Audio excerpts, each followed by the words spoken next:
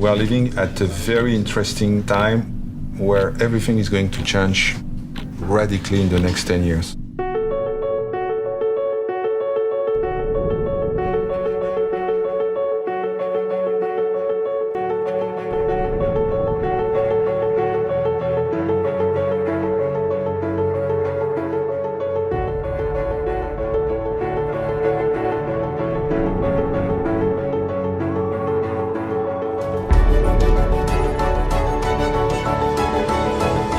Technology really has the power to drive change.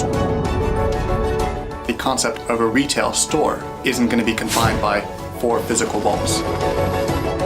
Where AI and big data and robotics collide, really exciting things start to happen.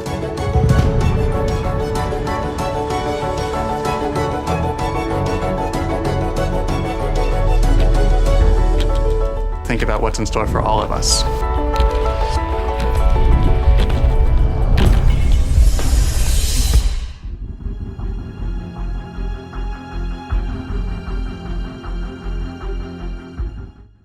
Hello all, welcome back to the Slim Ignite knowledge sharing discussion series, in which we'll be interviewing some of the great, passionate minds who have been the experts in their own fields of territory, and their thoughts, their wisdoms, and their architecturing, their passion that they have will surely but ignite your thoughts towards lasting prosperity. As you know, food, in order to get it organized and deliver to any of the consumer expectations, it is considered an art. And most of the consumers expect that art to be more scientific. And the retailers who master this scientific approach are the ones who are now, at this context, are the performers. If you really look at the worldwide retailers, Tesco's to Sainsbury's to Aldi's, Lidl and Adhol, there's so much that they have actually mastered something different to others, and that's why big retailers like Amazon, right, investing in whole food, right, getting the brick and mortar running, but brick and mortar is now diverting into a more e-commerce platform. So let's look at all of these pros and cons, speaking to this lady. Let me formally welcome Veronique. It's a pleasure to have you in our Slim discussion series, and you will be our first international speaker to join in this platform. It's my honor. And so I would first ask you, how is the lockdown treating you? And you are once a retailer, now a consumer in a kind of a lockdown. So how you handle this situation? Hi Sharaka, and hello everybody. In terms of the COVID, it's been pretty difficult in Seychelles, being a small country, small economy, and where we used to do a lot of outdoor living. And I have a 9-year-old daughter who you can imagine keeping it in house, not going to the beach, not going out. It's been a bit challenging, but we did it, and today Seychelles can boast we do not have any death from COVID. Authorities here has managed to put it under control. We've been closed our borders. Of course, there are consequences to it, but the Ministry of Health and the key players in Seychelles, we've all come together, and we've had only 11 cases, and I believe about 5 of it has been foreigner. With it to us, but we managed to keep it at. We had only 1 community transmission, but we got it on time, and we never had it again till now. I think God has blessed our little country. We are a bit apprehensive at the moment because it is expected that we open our borders on 1st of June. Of course, trading. And going back on the retail subject, I believe for those who know Seychelles, we depend a lot on imports. Our mainstay is tourism. We depend a lot of tourism. I mean, all our income are generated from tourism activities. It's trickle down effect into the economy. And it's actually today in this era of COVID-19 that we actually really realize the importance of tourism in Seychelles. And it's a scary challenge we are going through. So we are also scared. I'm personally scared as a citizen, as a mother, of a second wave when we open. The authorities is taking all precaution possible, but it is a difficult decision that our government has to take, whether to open, keep it shut. Definitely, if we keep it shut, we're safe. But how safe are we economic-wise, food-wise? What will our people eat? We are not self-sufficient. So this is where the trading part comes in. I believe I've been traveling a lot to Sri Lanka. As you know me, we've traded a lot with Sri Lanka in the past. I've visited a lot of places in Sri Lanka. You're more self-sufficient than we are. The networking can be expanded. Here in Seychelles, we depend a lot on regional and international suppliers. Of course, various steps has been taken to develop our agriculture and fisheries, and that is still ongoing. And now there's a more focus towards that. But at the moment, it's not sufficient for the sustainability of Seychelles. So we depend a lot on international consumers. And of course, I don't know if I'm going off topic now, but of course, in terms of trading, tourism also has stopped, like I mentioned, which means we have a shortage of foreign exchange influx. And we need that foreign exchange to be able to purchase our supply overseas. So we maybe can address that later on, but there's a whole dynamics going on at the moment in Seychelles, which is very challenging for our people, of course, for the government. We also have a lot of other aftermaths of potential business closures. And government now is looking at various schemes, various mechanisms to try and absorb people, because at the end of the day, business costs will rise. And if business cannot sell, because also we need, probably we'll talk later on about the potential, what people has got in their pockets to actually spending power. All this will play, it's all dynamics going on at the moment. For a small country, I think it's a big challenge. So, but the first thing which we did is to take care of our people, make sure we are safe, lock everywhere, and take all measures to make sure that today I'm able to sit in front and address other people out there, and also with you, Sharaka. So for now, that is my comment overall. Lovely. It's a great intro that you gave. We touched most of the perspective that I'm going to ask you in later on. But one fact is it's a fact. If you really look at the dynamics in which Seychelles as an island mentality operates too. Sri Lankans being another island nation, I think the similarities are on basically our tourism, to be very frank, because that is a key economic driver to any retailer who wants to have their purchasing price index to be at a higher level. So if that disturbs, what happens is most of the luxurious so-called products can be compromised. In retailing, as we go, those categories are the ones which will definitely drive your higher GPs. So we are blessed with, in a way, to be a self-sufficient country, and I'm sure we do export a lot to Seychelles.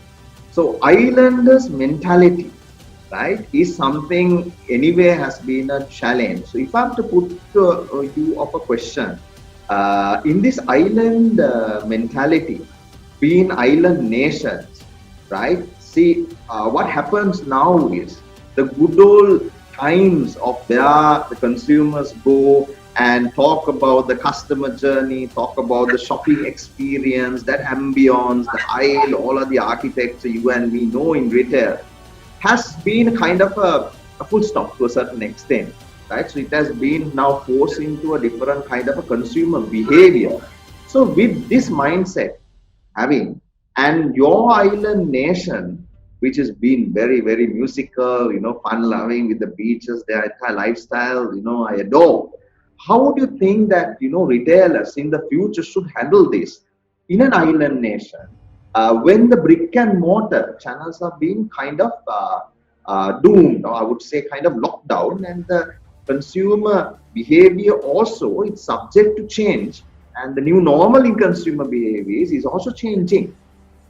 Yeah. So how you do, Jess, on that? Oh, definitely. And I don't think it will be changing. I think it's already changed, even in the COVID-19. But in Seychelles also, even before the COVID-19, we were looking. I personally was working on a project, on an e-commerce project. It would have been the first supermarket, actually. It was a brick and mortar together with e-commerce, in the sense that you can pay online, or you can even choose online, collect it, or delivery.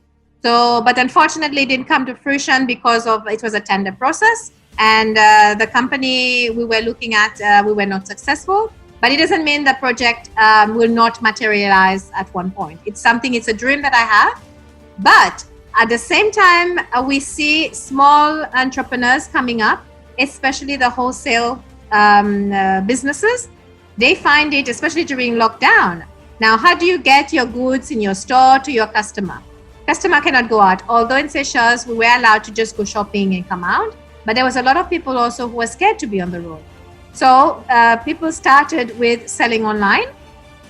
And it was amazing without proper infrastructure. Now, when we talk about e-commerce, we had to have the latest this and that and putting the software and making sure. But small businesses, they actually start using WhatsApp. It was amazing, just using WhatsApp, sending out messages to people with a phone number. They put order on the phone and they deliver. And it was amazing to see that happening. And I was actually sad because I was not in that circle doing that. I felt really, and this is the time I said, oh my God, I wish I was a key player rather than a consumer. I actually lost there in a way because I actually saw myself doing that. But unfortunately, the opportunities did not present at the moment. But it was amazing to see other people doing it. And like I said, without even proper IT base, using WhatsApp, deliveries were being done at the home. And people were doing everything, including not only food, including pharmacy, was actually using WhatsApp, videos, TV advertisement to actually sell the product through delivery. So changing. And now it's a matter of actually harnessing all these initiatives and putting it in a more efficient, because the way it's been doing is not necessarily efficient. Now it was doing it in a sense of deliver with also a social objective, not purely business commercial. With a background, a lot of businesses were doing, especially in the district far away for the old people who cannot come down, people living alone, that does not have transport because the public transport was also not operating. So people went out there, of course, for businesses, but also with a social objective. So efficiency was not really there, but that was not an issue. But now I think with the post-COVID, we need now to go back a little bit and look at it. And I feel in Seychelles, a lot of businesses has to go on this. So change is inevitable, and we don't know what's going to happen when we open, how much we can get in also, and if there will be a second wave, which I'm praying to God that it does not happen. Brilliant. But I think there are a lot again similarities in which our country operated during the lockdown. And for your information, I think all of those who are watching live today, listening to her story, and I think the important that you have to take here is environment is different, an island mentality, but the dynamics are different. And if you really look at those dynamics, are sometimes ever challenging than the Sri Lankan dynamics, when we are blessed with everything. But I think I think she gave about a good understanding of how when the online is not ready, the WhatsApp became the driving factor. It was the same here. And for your information, Veronique, some of the key retailers I'm talking about from the right top three, their online deliveries utterly failed. Right? So they had to go back and relook at their approach, and still I'm sure that they're trying it. And there won't be any online retailer who wants to keep the platform, the marketplace platform in the front, and then get your phones to answer the call. So it's not real online then, it's completely different. So I'm sure these dynamics, the learning curves and all those brings into this subject called the COVID curve. Right? COVID curve is where all of the consumer patterns expectations, delivery patterns, all are changing. And the world is changing in these times. And most of the retailers, even with this change, and if you really look at the entire size of the pre-COVID, if you really look at the market size, it's about $14 trillion, industry, and of which in which we operate is about 4 to 5 trillion. But still, we are not gone into this maturity state. I'm sure this gap of COVID coming into play, we have a better approach to do something new. So if I'm to ask you, Veronique, yes, one is the online platform. What do you think about the future retailers' leadership has to be? And now you've been one of the CEOs, very respected CEOs who have taken the leadership in STC, Business Training Company, to a different level in terms of getting that experience that you created. And I myself have enjoyed the experience I have actually taken as a nostalgia in the departmental store. So how would you see that leadership to this level? What is the shift and what the leadership should do in today's context? Okay. During my time when I was CEO STC, we were in an environment where business were able to flourish. Trade was ongoing. Tourism was booming in Seychelles. Customer really wanted products. They always wanted new things. My people were on top of everything, my team. So we, as you know, we build a high, based on consumer request, we build what we call a hypermarket. Maybe in Sri Lanka, that would be a supermarket. But it is for Seychelles what we call a hypermarket. So at that time, it was easier. There was other challenges, but it was easier to trade. It was easier to give a retail experience. People will walk in and have a wow feeling, like all the other shopping mall everywhere in the world, and we could do very tricks, as a retailer, there's very little different tricks you can do to entice customer, where you put your product on the shelf. I mean, I know all the retailers out there know that various tricks you have to do, but today it's a different story, especially for Seychelles. With the COVID, I think the main issue becomes to ensure, at least for government, and don't forget STC is a government body, although it is the parastatal operating on its own. It is today, I cannot comment on exactly the strategies that STC has to take, but if I was there, it will depend also on the government approach, because the government will have a regulation or a policy to determine what the role of STC would be in that environment. But I would assume at this point, the main role would be to secure basic commodities, what we call essential commodities, rice, flour, oil. There's about 15 of them. That was already on the list of STC when I was CEO. We had to ensure this, but then we can also bring other categories based on the taste and consumer demand. Today, the consumer demand, what will be, even if there will still be certain consumer demand, but the focus of STC, in my mind at this stage, would remain on ensuring basic commodities. That's not going to be an easy task. Because in Seychelles, most little retailers, especially outside in the districts, like when you come to Seychelles, you've seen, depend a lot on STC. So in Seychelles, the retailer wholesale relationship is very bit different.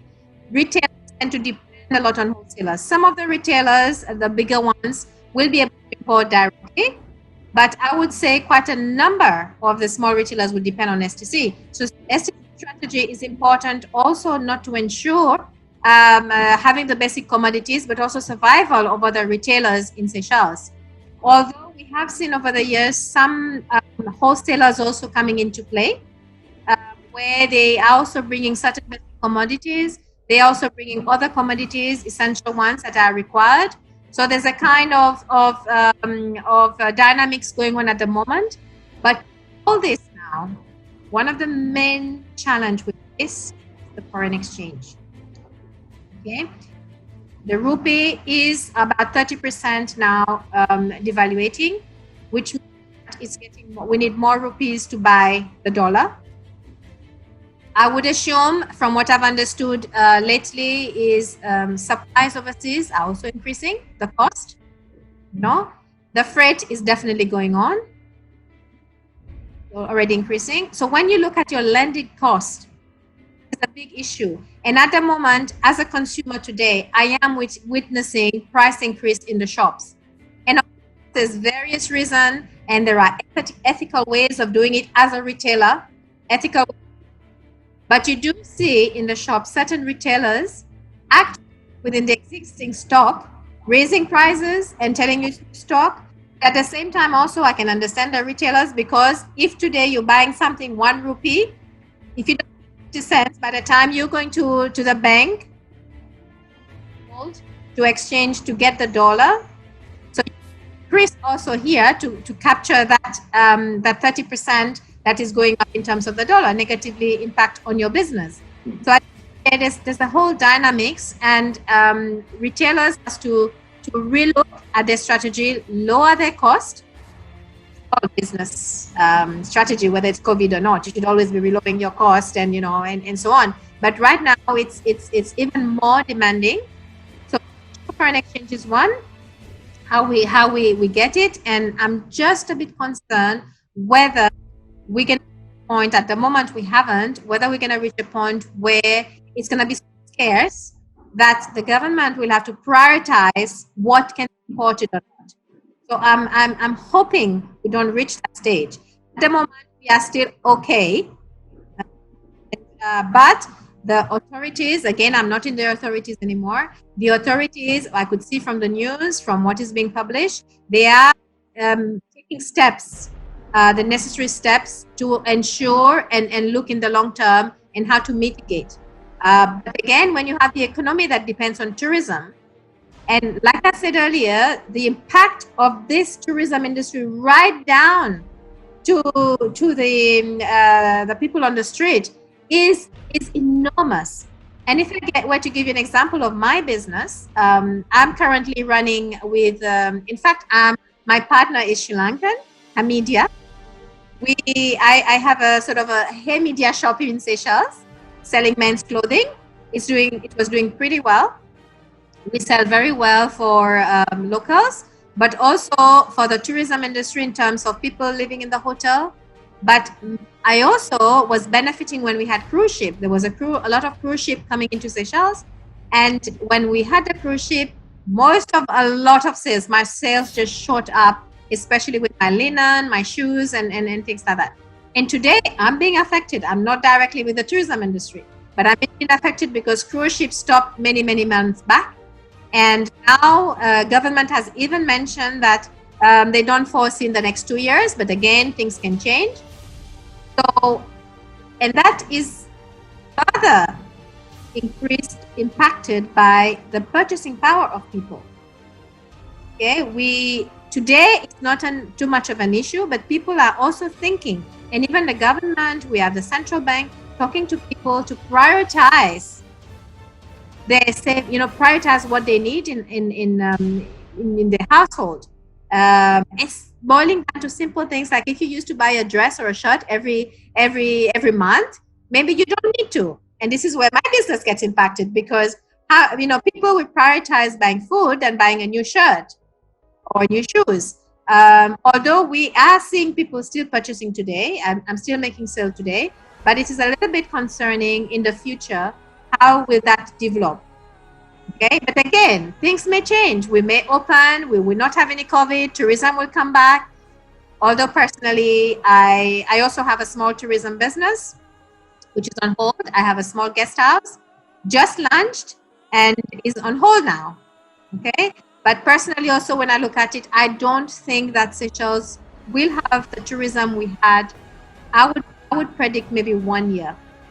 I know Seychelles is a destination today where we are COVID free, yes, and it's actually a safe haven for people to come and relax. Yes, we still welcome the tourists, but again, they will have to go through quite a strict procedure. So I think in Seychelles at the moment, people who's got money, but that's my personal view. I'm not a tourism expert, but people who may have money who wants a holiday can, through the regulations that we put in place, come to Seychelles and maybe quarantine in a hotel or in a resort because they can afford to have probably a whole resort to themselves or a whole island to themselves. But my tourism business is for medium to low level tourists who wants to come on holiday in a self-catering establishment. So it's and I personally I don't think it's safe for me to, even if I have a booking, to receive a tourist. You see, there will be so much standards that I will have to put, minimum contact and things, and you can't run a tourism business based on that kind of standards. So, like I said, a lot of dynamics to play with. So again, the tourism business for me is down, and I am now taking a different approach because I have the infrastructure, is to look at long-term renting.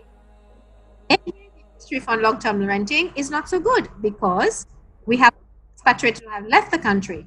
There were special flights, they have to go back to their country. Hotel. And we for the rental business, we had a lot of hotel staff staying in residential places. So again, it is a competition. It's brought the rental business market down. So all this is an impact. So each business, each and every person running a business or plan to run a business has to really look at all these dynamics, understand the market properly. And at the end of the day, what I think is important is to know, which is all the time what it was in the first place, know what your customer wants and needs and deliver that in a more efficient way possible. Cost is certainly rising. I don't know in Sri Lanka, but in Seychelles, the cost of doing business is certainly rising. And you need to also balance that with the price, your ultimate price of your product that can be affordable at the person that you are going to deliver the product to. So a whole dynamism going on that to really assess and basically for me as a small business, as a young entrepreneur, I think it's assessing more the market. Right now, I think if we can survive, I look at it the way, if my business can survive 2020, it's really good enough for me. And then we look at new strategies for 2021. Yeah, it's more of a survival game, and that's the right of the mindset everyone should have at this juncture. Anyway, I think you gave a very elaborative answer to the leadership styles touching many sectors, industries. And I think the summary is anyone who wants to get into retailing, right? So since the topic is into retailing, you need to have a more pragmatic leadership approach, understanding the dynamics currently, and be ready for the future change, which is already happening.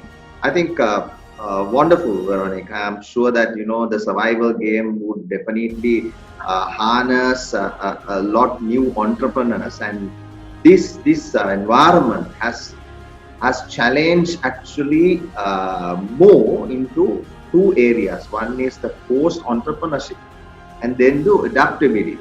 So I would like to ask you a few extensions since you touched about this entrepreneurship. If you take the adaptability and the entrepreneurship being a kind of a lifeline in this entire value chain, right, from the backward integration to the forward integration, in your area of context, I'm talking about you as an island nation, when the self-sufficiency is limited, when you're predominantly occupied with or the dependency is more on importation, how would a new entrepreneur get into this complete, I would say, value chain and earn a business? Do you see there will be some opportunities in your country? I think there will be, but the determining factor will be availability of resources. Now, what I'm going to say may sound strange, but if tomorrow, and it has happened in the past, because when I took over STC, I met suppliers who told me they took that strategy. But I don't know if this is a strategy that they survive. If tomorrow, for example, I were to set up a business and I know exactly what the people of Seychelles need or what is definitely going to be sold, But an entrepreneur may not have the capacity or may not have the foreign exchange to like pay in advance or pay whatever the credit terms, 90, 30, 60, 90 days.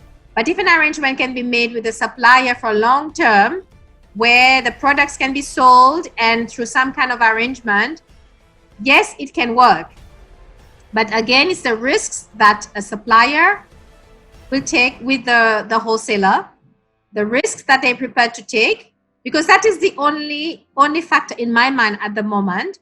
It is not an issue today. Get me right. I'm not talking about it. I'm talking about if you're going to set up a business, you cannot just think, you cannot go and take an investment either through a loan or your personal capital, build a warehouse, because in Seychelles, just-in-time management, in the sense that getting all your orders, bring it in, and going down to your supplier directly may work, but if a very small niche market, a very small type of goods that we can do that. But for economies of scale, it's better you can, let's say tomorrow I want to go into fruits and vegetables with Sri Lanka, which I know you have more than sufficient to, I know we tap in your market. When I was CEO, we imported a lot from Sri Lanka. I've met a lot of Sri Lankan importers, even the farmers, through your export development board. I've had various meetings in Sri Lanka. So I know there is potential.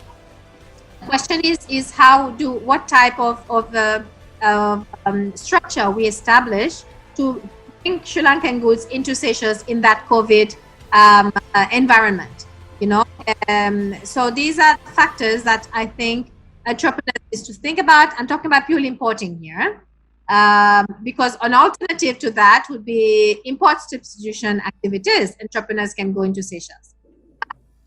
And that itself, theoretically, it's a good thing. But in practice, we also, unless we can get an import substitution activity that we can get 100% in Seychelles, which is highly unlikely. But then again, there might be an entrepreneur that would come up with something that I'm not even thinking of today.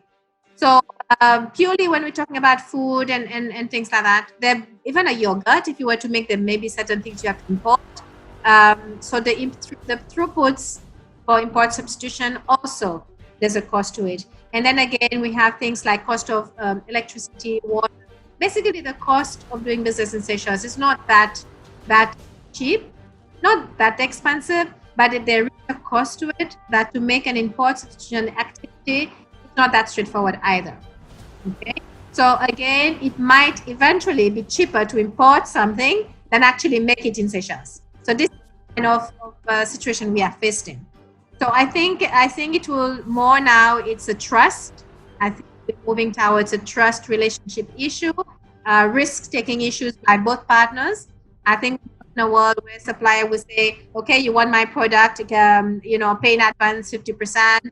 I remember when I was in SCC, I had to negotiate a lot with suppliers. Most of them wanted 50% in advance, or they wanted 90% in advance. Of course, suppliers on their side, they've got their cost. They have to go and pay the farmers. They have to pay the transport. So there's a whole look at it. But I think a closer relationship, trust issues, taking risks where both partners have the same risks. It may help in the situation.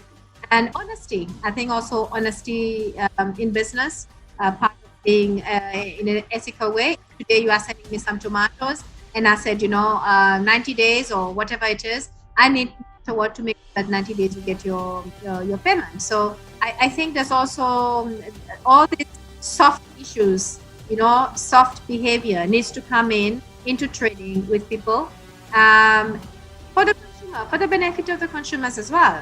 Well, for the business, because they will be making some profit, although not as much profit. And us businesses also, I think it's important for us to start understanding yes, we're in business not to lose money. I know a lot of people will probably do not agree with me on this, but coming from a small country where we also are there to help other people, we need to be conscious that in good times we're making a lot of money.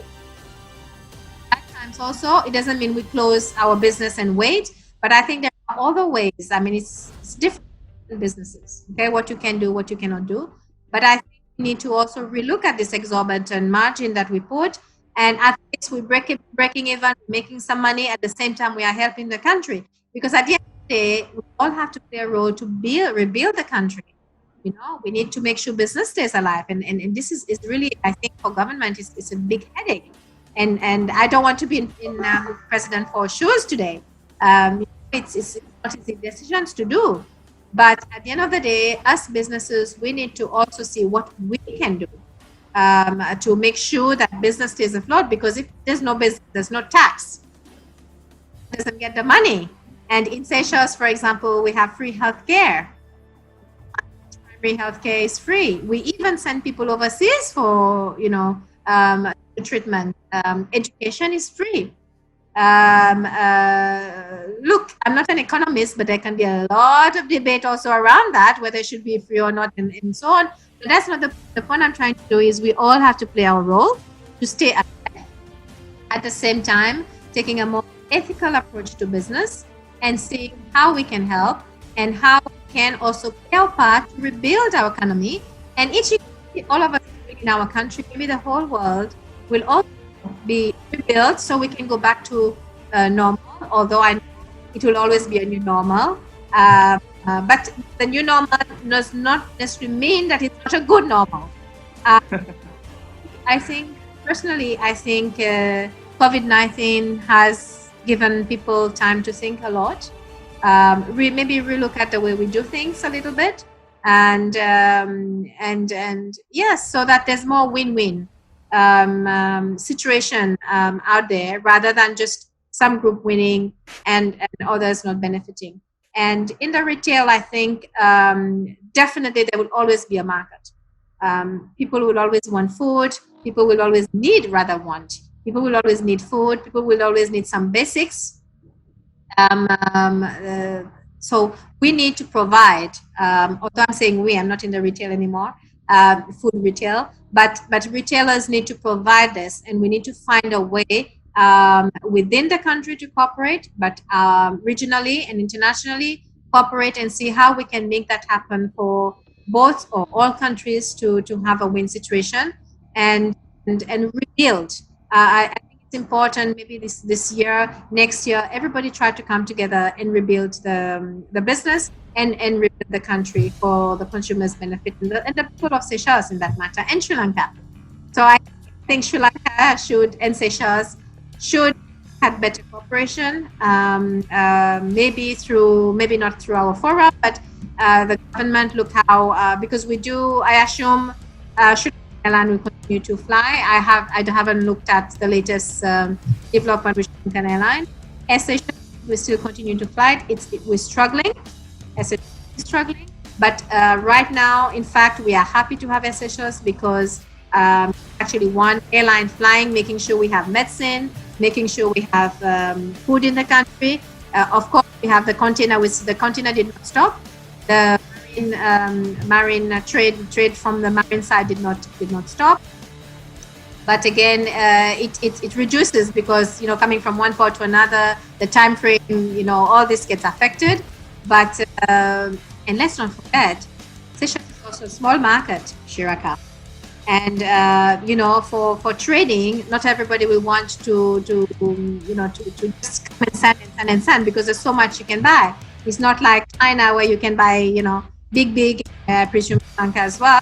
And even with trading China, for example, is not possible because they will ask you to take a container of each in terms of the item. But this is where we need to also relook at countries that can work with us. And I think Sri Lanka country, we have started working. And a smaller consignment, we're not too far from each other, and we have a very good trade link, both sea and air link. I think Sri Lanka is a country that Seychelles should and continue to work closer with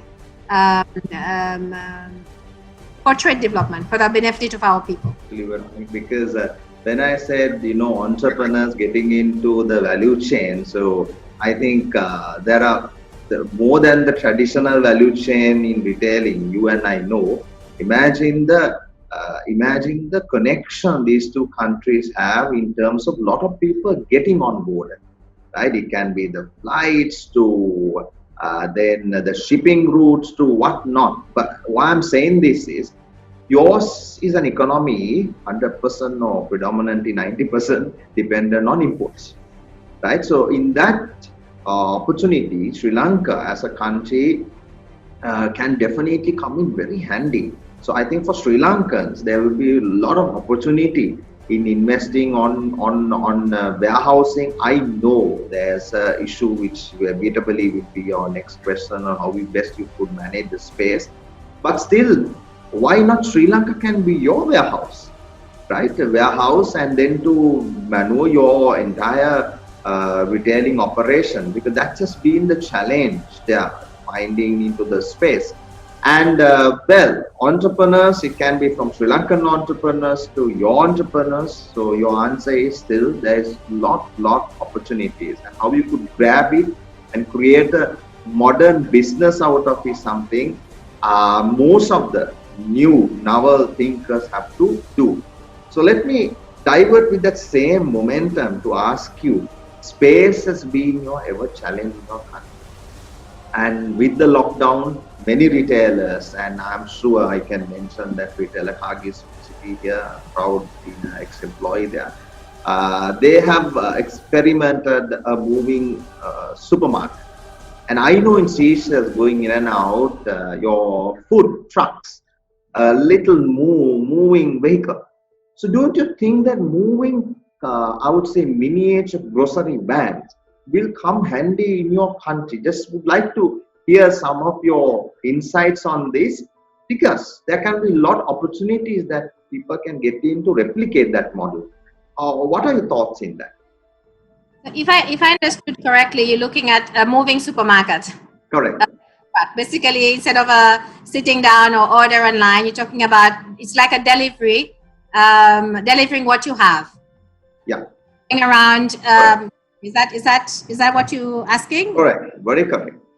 I think it's another innovative way to look at things. But then again, you see, Seychelles, we are not flat land where you have, a bit like the way we do have some industrial estates, some home estates, housing estates, where you can come in. For example, you can put your trucks there and people can come and shop and things like that. In Seychelles, we have going up the mountain, round, and the roads. Excuse me. Again, your cost of transportation, and maybe, again, it depends on the product that you are selling. So when you're going up the mountain, you're shaking, all your stuff are falling off your shelf on your. I'm visualizing a lot of things here. Yes, it can be done. It needs to be targeted. It needs to be thought of. The entrepreneur, for example, assuming they can import such a truck or organize themselves here in Seychelles to get that truck. Look, it is always a good idea. But then again, we need to look at maybe I can think now one of the main costs will be the maintenance of the truck because of our road system. Not all the roads are really nicely tarmacked, got tarmac and things like that on. So yes, it is an idea. Somebody has to look at it. But like I said, we have people, companies already doing that in a small way. Whether it's or not, I don't know. But we have people who are now taking their products and going on the road to sell, but not as a supermarket per se. But maybe they have one or two products. Like I said, I know two friends who are selling things through their WhatsApp. Yes, and then they come and deliver to you in their shop. And when you come and pick up, they will show you, oh, I've got this is also in the truck if you want to sell. So these are, again, little ways to try and sell your product, especially people who's got stock. They can look at it. And for example, we even have cases now where, because of the hotel has closed, we have containers who have arrived with so many fruits and vegetables. For example, oranges the past 2 weeks was an issue because this particular company who brought in, I think, 2 or 3 containers, I cannot recall how many. Of course, there's no hotel to buy. And already there were companies bringing, STC had their own oranges. So it was like a orange for good prices in the market. But again, this is short term. So somebody was putting oranges in a pickup and going around and selling, But again, again, for me, it's important to look at short-term, medium, and long-term strategies to be able to ensure sustainability. Because all these are knee-jerk reaction that people are taking for short-term outcomes. So for me, as a young entrepreneur, we need to look at things a little bit more medium to long-term. Although I totally agree with you, Sharika, there's a lot of opportunities. There's a lot of opportunities, and I think even Sri Lankan people looking at investing in Seychelles, there are a lot of opportunities. And as a consultant, I'm also a business consultant. I think personally, I believe, and I would welcome Sri Lankan investors into Seychelles to come in. There is the Seychelles Investment Bureau that you will get all your information there. I'm also a business consultant. I can advise. But yes, there is a lot of opportunities to come in Seychelles, especially when we're talking about food retailing, food trading, and also non-food items. I would go as further to say non-food items are basic consumables in the house. Cleaning, for example, items that's to do with washing, clothes, like I said, cleaning, even things for garden, garden products. Because also there's a push in Seychelles now for us to do gardening. Even myself, Sharika, I'm building my own little garden at the back of my house. So, the plants and things like that, the seeds growing, technology, whatever needs to come with it, or simple things, people are being encouraged, like your tomatoes, your lettuce, simple things that can be done. All this again is a change. I mean, have you ever thought of me in a gardening, doing my own gardening? Did you see that in me when you came to visit me 2 years ago? So it was something I never thought I would be going to. And today I find myself doing my little gardening, which is I'm enjoying. At the same time, I'm getting my little vegetables that I can. So again, and I think nowadays entrepreneurs also would be very multitask, doing different little things for you to survive, I suppose, to look at that. But going back to your question, opportunities, a lot. It needs to be looked at deeply, of course, discussed. And I go back to my point of a win-win situation and equal risks in business. That if we take that attitude, I think we can exploit a lot of opportunities. Brilliant. I think this new normal life, for sure, Veronique has given a lot of thoughts towards novelty, right? For us to really come and experiment something. And I always recommend Seychelles as a country where you could pilot to test most of the products. And I have my experience on it, the companies I work for, Hasani and Su. One thing that I have to ask, probably it will be the question before the final.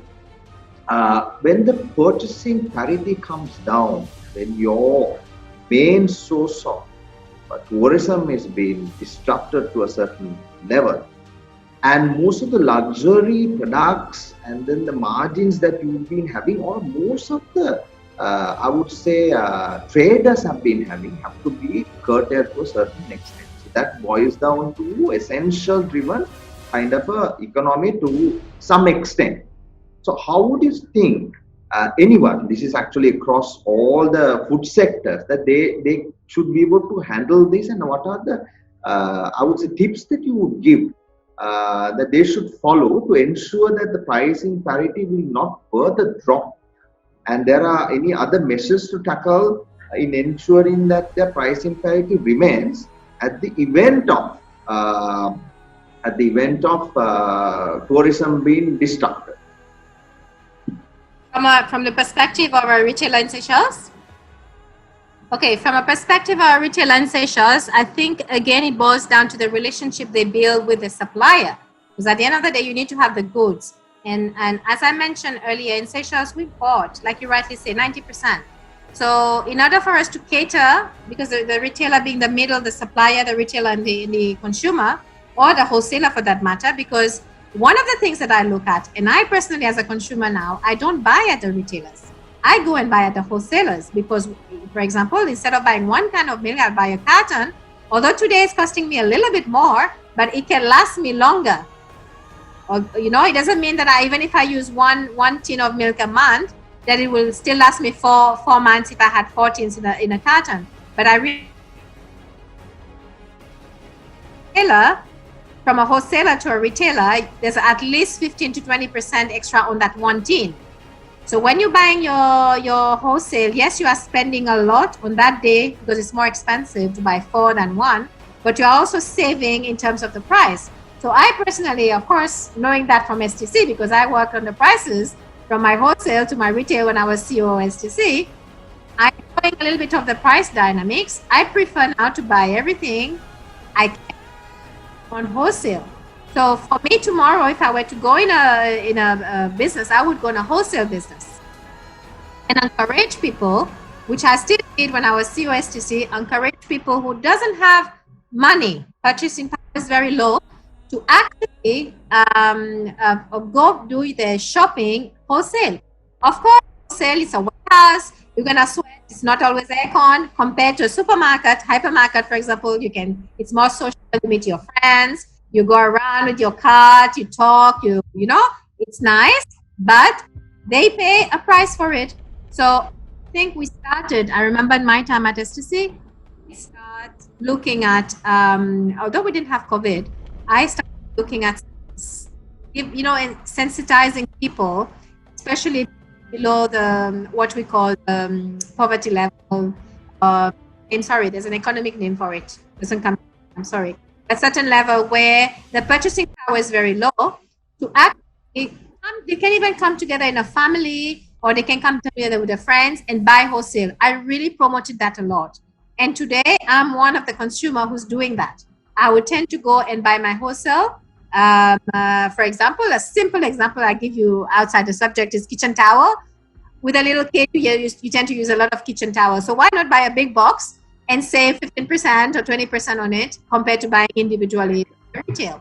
So for me, purchasing power, going back to purchasing power, yes, it will be an issue for us. Today, it's already an issue, but government has come out and stimulus packages. Yes, giving out packages to people, guaranteeing the salary of all employees, including expatriate for the 3 months. And that's from June, July, August. Sorry, April, May, June.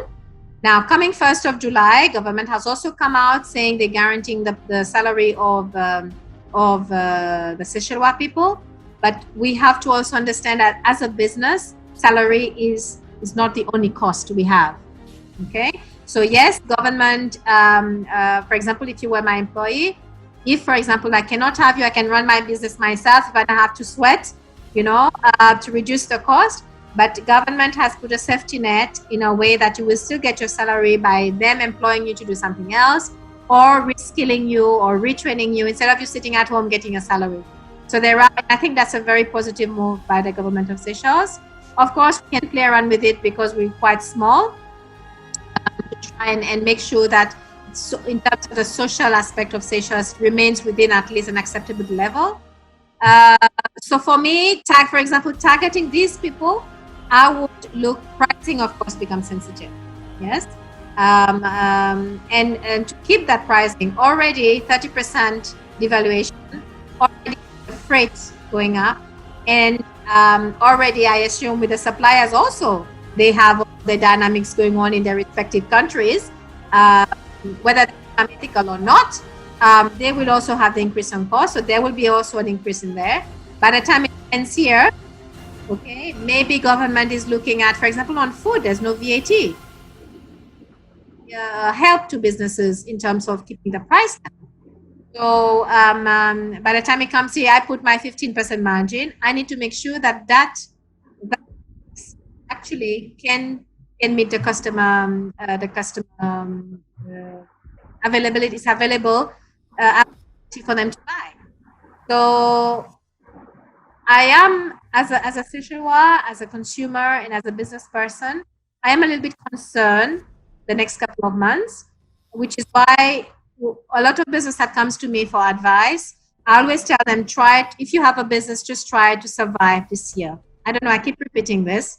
It's important. And if you're going to go into something new, you need to know what your market is. And your question was the purchasing power of people. And I do not see that increasing. I see that going actually on a negative rather than on a positive.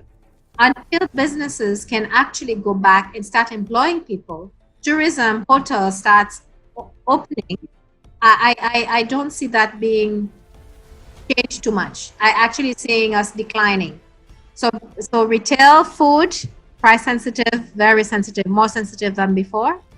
Like I said, a lot of people are taking initiatives to do farming at home, to see what they can do at home, prioritize what they need to. So you need to come in as a business, as a social partner to your consumer, helping them to save, but at the same time, you're making money. So these are the ideas you need to come with together with your supplier, how you can work with what you have, your market, their spending level, and what product you can. But I will caution suppliers, and I don't have the authority at the moment, but if I do, let's not also forget about healthy product. Okay? Sometimes I know healthy product has got a price, so we don't know, because of this price sensitive issue, we don't want to be dumped with, bad products, and then you have a health bill later on, because people have got no choice, they want food. We are not at that level, but what I'm saying is we need to also be careful when we're talking about price. We're also talking about quality. Yeah, I think these two has to come, especially when we're talking about consumables, things that people will have to eat, food. Even I support cleaning also. You don't want the last thing to do is bring some kind of bleach that will, So the price and quality has to come and balance it out. In Seychelles at the moment, I think we need good pricing. I hear the people screaming. Retailers are increasing the price. People don't understand. We need a system of education of the people, of the consumers. And this is where the business who are retailing, we need to go on an educational spree to explain to the customer or our customers why, what we're doing, the benefit to them, and how purchasing your product will benefit them in various ways, and not only to satisfy their hunger needs, for example, or their cleaning needs, but also other benefits that we can give to them. And I use another example here linked to STC, where as a government body, you remember our loyalty card? Yes. STC. And that loyalty card for me was two side, basically getting as much information on our supplier, on our clients, the buying patterns there, because with the card we see what they're buying, when they're buying, so you get a lot of information. But on the other side, the customers were benefiting on a point system. It was costing us a lot of money at that time, because you could actually do a shopping free after certain points, especially on basic commodities. And today, STC is finding them in a situation they cannot continue with that. With COVID and probably post-COVID until later on, because it is a cost to the company. And now I don't think so. I didn't talk to the new CEO, but for me, if I was a CEO for me, getting information still remain a priority, but I have to look at other ways to get that information, if there is other ways, and that the card, which I noticed they've done.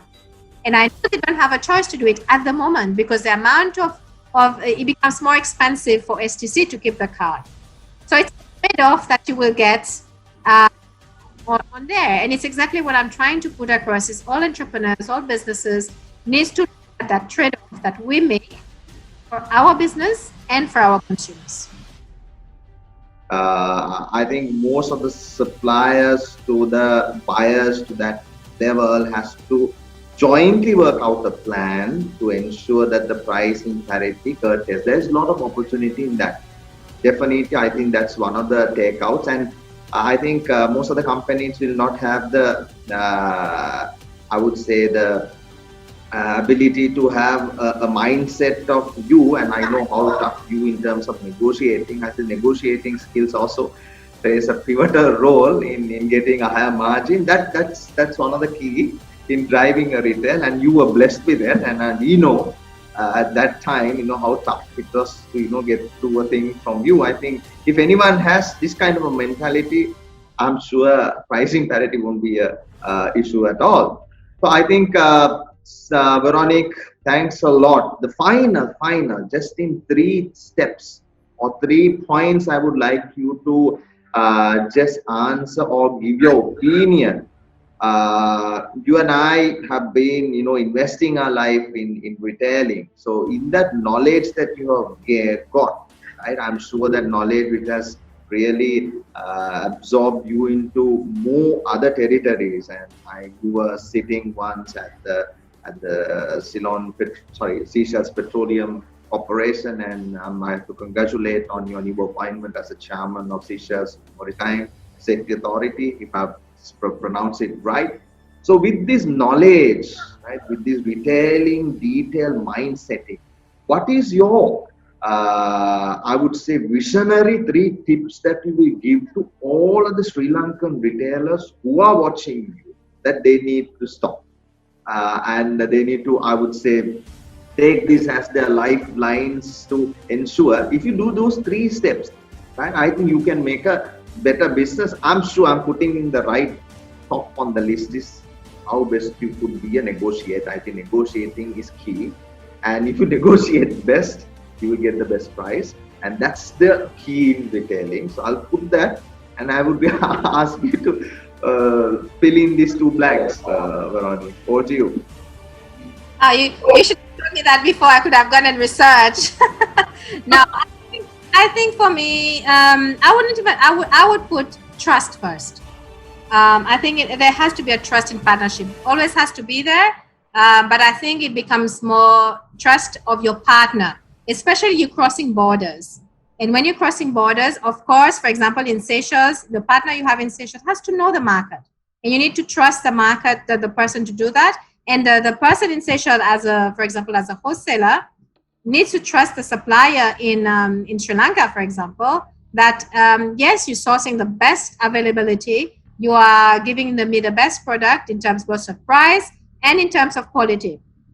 And also, if we agree that you're putting it on the boat tomorrow, because, for example, we are saying, let's say we try to look at a just-in-time sort of system type of efficiency, where, for example, I've taken all my orders and you are putting it on the boat, on the flight tomorrow, and whether we've agreed on a 10% or whatever payment, whatever the agreement has been, if any one of us don't meet our okay, could be that the plane decided not to take, for example, or it could be other reasons.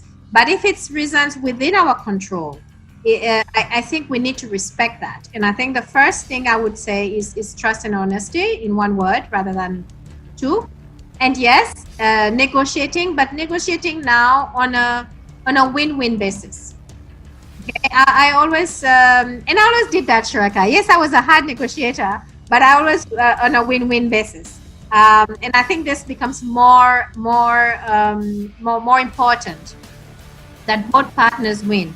I mean, after all, we're coming into a partnership. We're not doing. Yes, it's a long term. We are across the sea, but I think it's just creating that partnership. And I think a third thing that comes to my head now is getting to know our consumer more.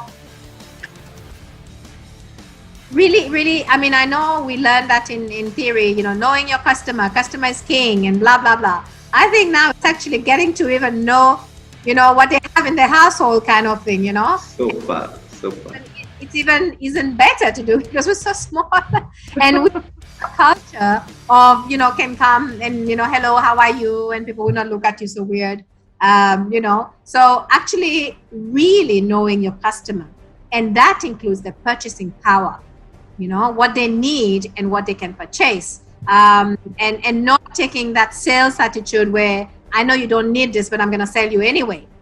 Yes, that has been one of we used to do that, but I think that slowly has to change, at least for a while. We can go back to it again, but really sell people because, it's also the trust the customer has in you. that you're actually looking out for their needs. Of course, you're not a social worker to give them for free, but at least you're giving them a service at a reasonable price. I think that that is what we need to strive. That we can keep our business afloat.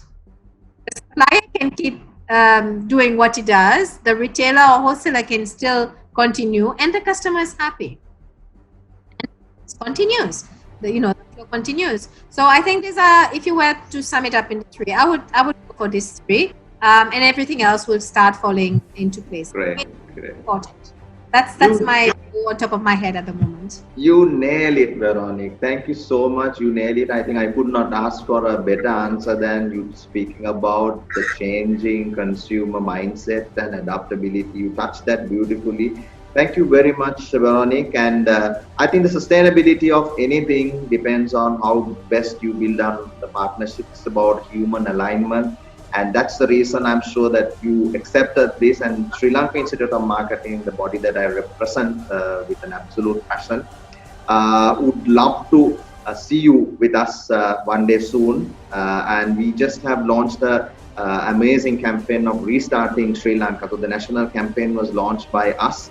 So that campaign is to give absolute new hope to really restart the little engine that is being locked down at the moment. And with that, I think it's an honor to have had you today. Slim is honored. The honor was all mine. The honor was all mine. Yeah. So we'll definitely keep that little, I would say, knowledge sharing discussion, the tips that you get, and very soon we're going to meet you in person. So let me take this opportunity formally on behalf of Sri Lanka Institute of Marketing to wish you all the very best, and whatever you're getting into in your entrepreneurial mindsets. Nothing but a success should hit you there, and stay safe. And there's a lot new things are going to happen. So again, stay safe and God bless you. Thank you, and thank you so much. And you stay safe too. And everybody out there, let us stay safe so we all can get back to our world of trading on a purely commercial term. Great. So Slim Ignite 2020 will meet you again with another guest soon. Until now, we say goodbye. Bye-bye.